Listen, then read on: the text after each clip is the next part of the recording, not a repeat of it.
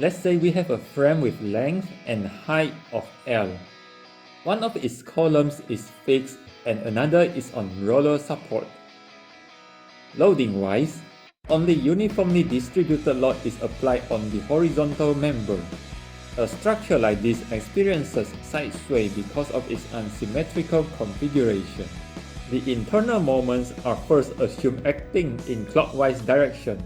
Member CD is excluded from the analysis since the entire member should not carry moment. Node D has a roller support and it cannot resist moment. Node C, on the other hand, should not develop internal moment as well. There is no lateral reaction at node D that may counteract any moment developed here, and making the member itself in equilibrium state should such moment exist. The stiffnesses for member A, B, and BC are 4EI over L. Since they are the same, the distribution factor from node B to A and B to C should be 0.5. At node A, distribution factor is 0 since a fixed support has no problem receiving moment. On the other hand, node C should have a distribution factor of 1 after we neglect member CD and making it a free end. Assuming the frame will side sway towards right hand side. To include such consideration in our moment distribution, we establish two analysis cases by applying principle of superposition.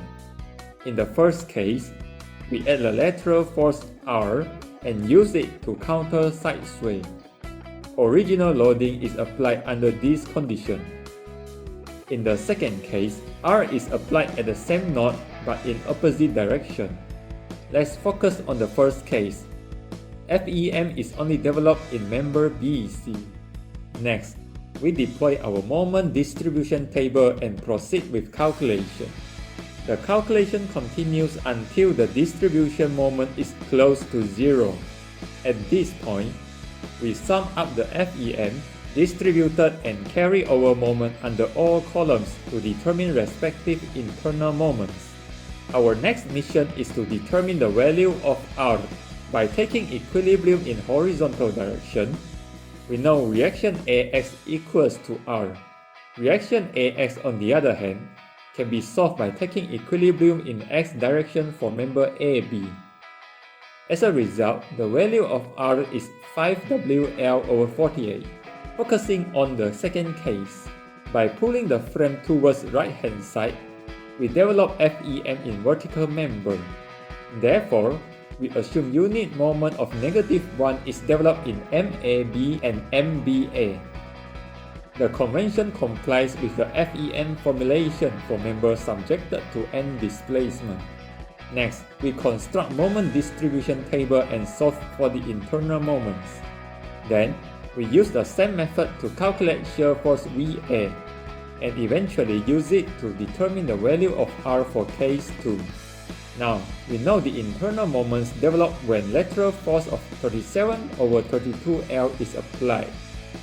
And this lateral force is corresponding to a unit of FEM in vertical member AB. From first analysis case, we know the lateral force due to side sway should be 5WL over 48. So, what are the actual end moments developed in the members? Again, we need the principle of superposition.